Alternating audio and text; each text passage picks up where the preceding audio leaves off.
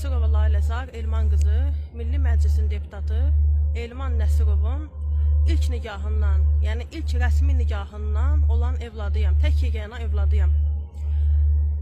Mən, atam, anam, mənim 4 yaşım tamam olmamış. Onlar rəsmi şəkildə... Bu sosial şəbəkələrdə yazan şəxslərə elə gəlir ki, bu güya birdən-birə baş verib.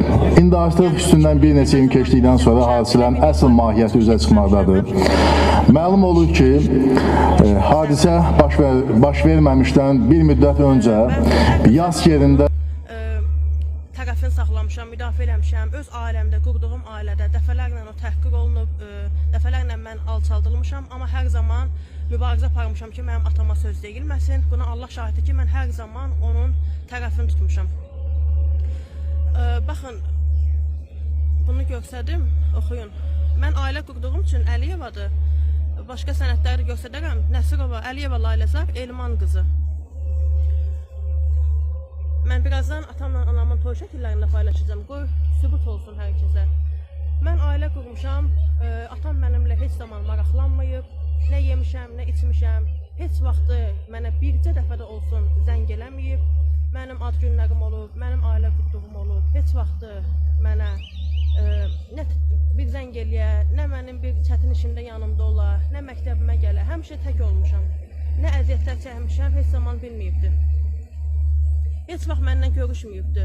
O öz evini, hal-hazırdakı onun yaşadığı evi, mən ilk dəfə 9 yaşımda mamam çox ağlayırdım, atamı istəyirəm. Məni mamam göndərdi atamgilə, o vaxt Xalqlar Dostluğunda qalırdı.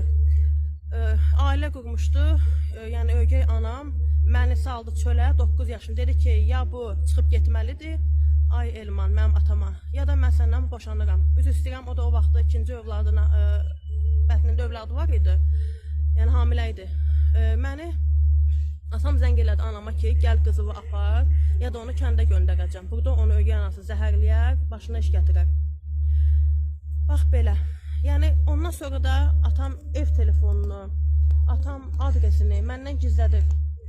Atam ümumiyyətcə anamdan çəkindiyi üçün, anamdan verdim, çəkindiyi üçünmü deyim, nə üçünmü deyim, bilmirəm. O ev telefonunu, o yaşadığı evi hal-hazırda məndən demir, gizlədir. Mən bilmirəm o harada yaşayır, onun ev telefonunu bilmirəm. Məni də bütün 2 nömrəm var, hər 2 nömrəmdən atıb bloka, nəyə görə, onu da deyəcəm. Mən elə belə atamın belə laqeyd etdiyindən, ana nənə himayəsində qaldığımdan, anam tək qadın idi, çox əziyyətlərlə məni böyütdü, nənəm çox əziyyətlər çəkdi.